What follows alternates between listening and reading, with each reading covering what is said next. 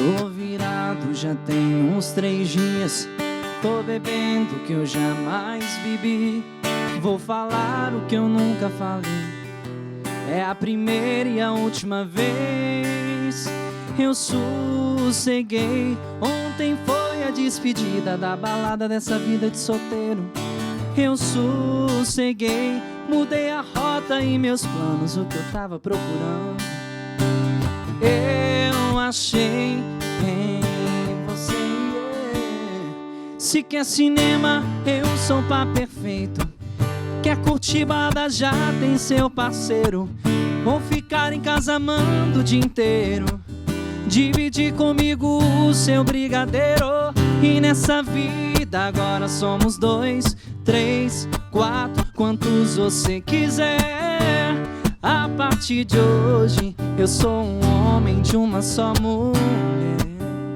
Se quer cinema, eu sou pá perfeito. Quer curtir balada, já tem seu parceiro. Ou ficar em casa amando o dia inteiro. Dividir comigo o seu brigadeiro. E nessa vida agora somos 2, 3, 4, quantos você quiser. O Caleidoscópio está de volta ao som do Iago Junqueira. Gente, vídeo de brigadeiro é complicado, né, Iago? Pois é, estamos ao vivo aqui na tela da TV Horizonte, no canal universitário pela PUC TV e TV Educar. Em Juiz de Fora, Minas Gerais, tem uma galera curtindo e acompanhando o bate-papo aqui de hoje. Então vai o meu abraço aí especial para todo mundo aí e também para Vitória, lá de Londres, gente? Ela sempre assiste o programa pelo site da TV Horizonte. Isso é muito legal aqui pra gente. Essa é uma das formas para você assistir ao Caleidoscópio. No site da TV Horizonte você encontra aí os programas para assistir a qualquer hora. E lá também tem promoções para você. Aqui no programa tem presente Clê te esperando. A cada 15 dias, um sortudo é escolhido para levar para casa uma camisa masculina com estampas inspiradas na natureza e na cultura mineira. Vá no site da TV Horizonte e saiba como participar. E sábado é dia de fazer um passeio diferente. Nós temos um presente para você. Um passeio com acompanhante no Parque Ecológico Vale Verde, em Betim. Aproveite esse lugar para curtir a natureza e se divertir. Acesse o site da TV Horizonte e clique no banner Promoções e descubra como participar. Nas nossas redes sociais você se mantém conectado aqui com a equipe do programa, então mande seu comentário ou, se preferir, anote o número do nosso WhatsApp aí. Tá facinho, né, gente? Tá na mão. Então anote o nosso número, é o 996428473. O telefone tá aqui do meu lado esperando a sua participação, hein? Bom, seguindo, né? Terminamos aí o outro bloco falando um pouquinho de algumas doenças, né, gente? E aí a gente faltou pontuar, assim, necessariamente, para que essas doenças tenham, né, essa transmissão e esse alcance, tem que ter alguma feridinha na boca, tem que ter algum machucadinho ou não? Isso é independente, a saliva tem essa capacidade de transmissão, Afonso? Não é necessário um corte. Com o corte se agravaria mais outro tipo de doenças, como AIDS, por exemplo. Sim. Mas para transmissão de gripe, tuberculose, herpes, hepatite, só a saliva mesmo. Olha só. Raider, e no consultório, né? Já que você teve essa fase aí toda de estágio, sim, quais são as mais comuns que aparecem, né? As doenças mais comuns, assim, no próprio consultório? Olha, são doenças um pouco oportunistas da nossa baixa imunidade. Então, assim, a mononucleose, né, doutor, é uma coisa que a gente vê com maior frequência assim, no consultório. A candidíase, que é transmitida pelo fungo da cândida. E são todas oportunistas, assim, são pessoas que, por algum motivo, ou bebida alcoólica, ou alguma outra doença sistêmica, alteraram o sistema imunológico, e aí essas bactérias, por meio da saliva ou algum outro tipo de contaminação, aproveitaram e desequilibraram e manifestaram nas pessoas. Eu diria as Luiz fez duas. uma ótima observação aqui. A gente estava, né, nos bastidores, já batendo um papo, porque estava uma delícia esse bate-papo. E o Luiz ressaltou, principalmente, né, essa doença a mais comum, né, a doença do beijo. Ela é até conhecida assim? É, chamada de doença do beijo, a mononucleose infecciosa, pode ser causada por vários vírus. O Epstein-Barr é o mais comum dele. Pode ser o citomegalovírus, até o vírus do HIV pode estar relacionado com essa mononucleose, que é uma síndrome, que é caracterizado por febre, presença de gânglios, né, nódulos no pescoço, normalmente, dá uma dinaminha, uma fraqueza geral, né, e geralmente o indivíduo que pega a mononucleose, ele tem a gente chama de uma síndrome da musculatura, que é o indivíduo ter uma mialgia, uma dor no corpo intensa durante um período de até 2 semanas de manifestação clínica. Olha só, Ana, você tem um cuidado danado, né, com sua higiene bucal. Sim. Até porque usa aparelho também, né, Ana? É mais difícil, né, da escovação. Mas por que você tem tanto cuidado, assim? A educação em casa, você tem medo de quê? Eu sempre fui uma pessoa que gostava muito de cuidar da minha saúde, assim, não só em relação à boca, em relação ao corpo, tudo. Eu sou uma pessoa muito saudável, digamos.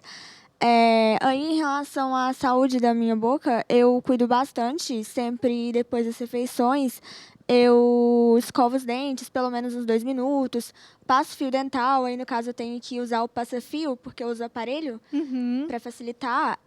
Também uso enxaguante bucal, assim, é muito necessário. Até porque qualquer resto de alimento pode ficar preso no meu aparelho. Aí, se eu não escovar direito, vai acabar ficando. Excelente, Ana. E aí, com iniciativas, né, como a da Ana, que nós temos aqui o nosso bom exemplo, né, gente? A gente consegue minimizar algumas doenças, né? A Ana falou uma coisa que é muito interessante, só interrompendo. As pessoas que têm uma doença chamada gengivite, que é uma doença periodontal, ela tem um sangramento quase que espontâneo, principalmente nessa hora de passar fio ou de escovação. Tem que tomar bastante cuidado com isso, porque essas pessoas, além de elas serem potencialmente mais susceptíveis a receber essas doenças, elas também são potencialmente propensoras a passar esses tipos de doenças, caso elas tenham alguma.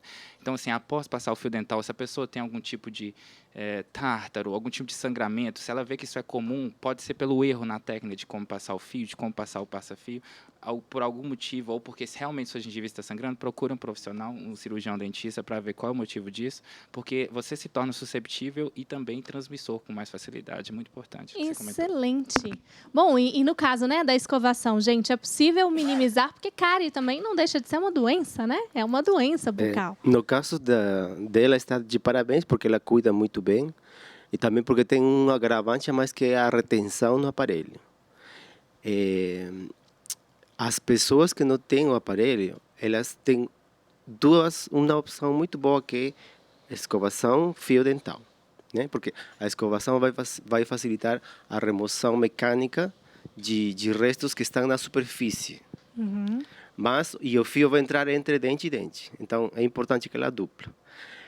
No caso dos enxaguatórios, no caso dela, pode, porque o ortodontista recomendou, porque tem um agravante a mais. Sim. Mas, comumente, assim, a gente que não tem aparelho, né, não é muito bom prolongar isso. É mesmo? Não é muito bom. Por quê? Porque a gente tem uma microflora natural. Sim. Se a gente não tem uma gengivite muito agravada ou não tem um risco de cárie evidente, não é necessário. Só com a escovação, que a pasta tem flúor, tem antimicrobiano já. Ótimo. Então, os artigos falam isso, que às vezes a microflora natural pode modificar. E o fio dental é obrigatório, né? Porque tem gente que acha que é opcional. Ele complementa muito bem a escovação.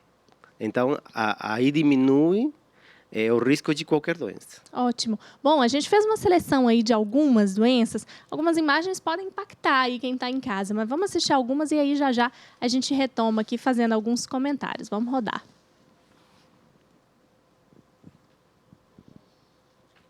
Bom, então essa foi a que vocês comentaram, né? Que é a tal da doença do beijo na boca. Doença do beijo.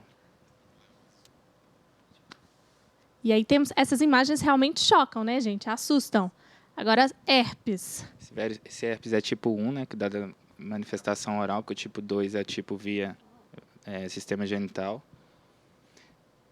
Temos, assim, situações que são aparentes, né, gente? Candidíase, né, que a gente... Pelo fungo cândida. Essas plagas são bastante comuns, elas deixam um odor tremendo na boca do paciente e não dói. Então, assim, todos eles, se acaso a candidíase, principalmente, você não vê uma manifestação externa oral, a não ser que a pessoa abra a boca, então são pessoas que aparentemente estão aqui, no meio da gente, a gente nem tem noção do que ela pode estar transmitindo.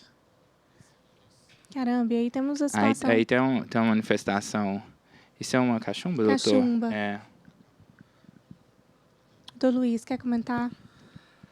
Não, a gente fala nas doenças mais comuns, né, igual herpes, cândida, cachumba, mas a gente não pode esquecer de outras doenças que são graves, que podem ser transmitidas através da saliva. Uma que eu já citei, que é a meningite, outra a difteria, né, e uma que o Heider comentou, que é frequente nos imunossuprimidos, que é a tuberculose. Né? A tuberculose ela é transmitida através de gotículas, né, que podem entrar no sistema respiratório por via superior, depois acometer o pulmão, né, e é grave, principalmente nas pessoas imunossuprimidas. E a gente não sabe, né, quando a pessoa está imunossuprimida ou não, e nessas fases de muita festa, muita balada, as pessoas bebem a mais e ficam com um sistema imune mais comprometido. Né? Como o Heider tinha apresentado essa realidade aí pra gente. E o que eu queria destacar com vocês, né, que as imagens ali que a gente viu, querendo ou não, assustam, né, Ana? Nossa, eu fiquei morrendo de nojo em algumas. Herpes, principalmente. Imagina, Imagina como estudante, ele sendo apresentado a várias, né? Iago, sentiu aí também Senti, viu? um nervosinho, né? Não é bom ver, não.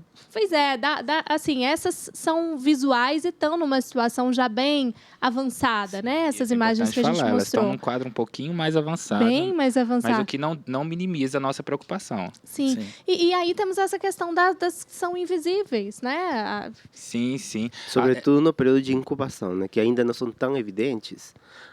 O contágio acontece. Só que não está tão evidente, tipo as imagens que você apresentou lá. Sim. Só que, por exemplo, quando estão em um estágio médio, que estão pequenas, às vezes o paciente não sente, não tem sintomatologia. Então, ele vai passando. Vai passando. E esse aqui é o grande problema, porque as doenças ela têm um período de incubação. E esse período de incubação, né, normalmente não tem manifestação clínica. E é a fase de maior transmissibilidade. Então, a pessoa está transmitindo sem ter manifestações clínicas. Quando elas apresentam manifestação clínica, que as pessoas tomam cuidado, já teve o tempo de ter contato com o vírus ou com a bactéria e adquirir a doença. Sim. O próprio herpes simples é assim, né, doutor? A manifestação do herpes, ela já passou o período de transmissibilidade. Então, quando a pessoa tem aquelas manifestações orais das vesículas bolhosas, o período de transmissão pior dela, assim, mas que você transmitiria o vírus realmente, porque além das crostas poderem transmitir outros tipos de doença, já foi passado. Então, realmente, essa manifestação clínica que a gente não observa é realmente importante. Tem algumas doenças que às vezes não ficam um tempo e não desenvolve, né? Depois que a imunidade abaixa que vai se desenvolver, não é isso? Isso. O herpes é assim, o herpes simples. E nós vamos trazer mais sobre isso no próximo bloco. Gostei da pergunta. Você que está em casa, tem pergunta, tem dúvida? A gente dá tempo de participar aqui com a gente. Nós vamos para um rápido intervalo, daqui a pouco tem mais Caleidoscópio. Até já!